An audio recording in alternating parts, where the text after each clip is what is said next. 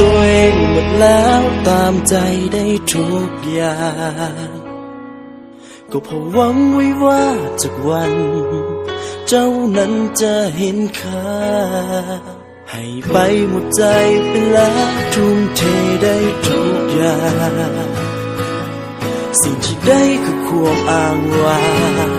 สู้ไปก็เมื่อยใจหนทางที่ว่าพิสูจน์มากันเวลาที่ว่าพิสูจน์คนแต่ความหักที่ต้องทนมันบ่เป็นไปตามนั้นความอดทนคนเฮาไม่จำกัดเมื่อมันถึงเวลาต้องปล่อยวางความหักมาได้ครึ่งทางคงต้องทำใจเป็นโสดก็ดีเหมือนกันบ่ได้ทรมานหัวใจอยากใส่ก็ไป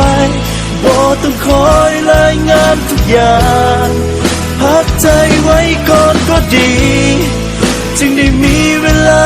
ดูแลตัวเองหลายครั้ง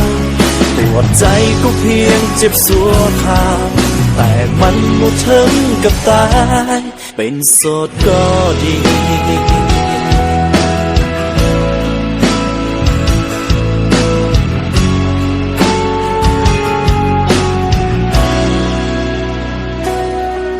หนทางที่ว่าพิสูจน์มา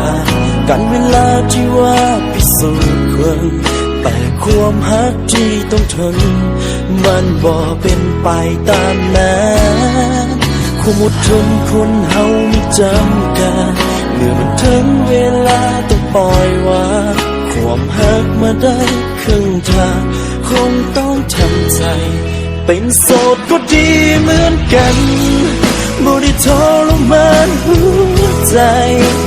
อยากไปใส่ก็ไปบ่ต้องคอยรายงานทุกอย่าง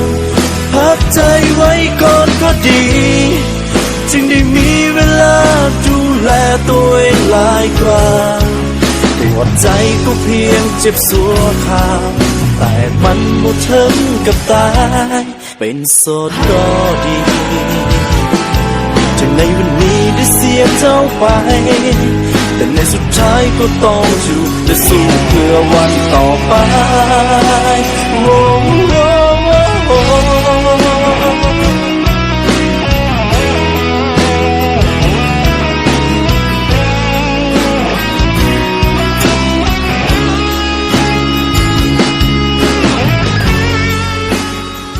ซิขอโทษเป็นโสดก็ดีเหมือนกันซุยค่อยบ่มีเจ้านะค่อยเพียงแต่เหงาค่อยมีเจ้านะค่อยเจ็บค่อยเป็นโสดดีกว่า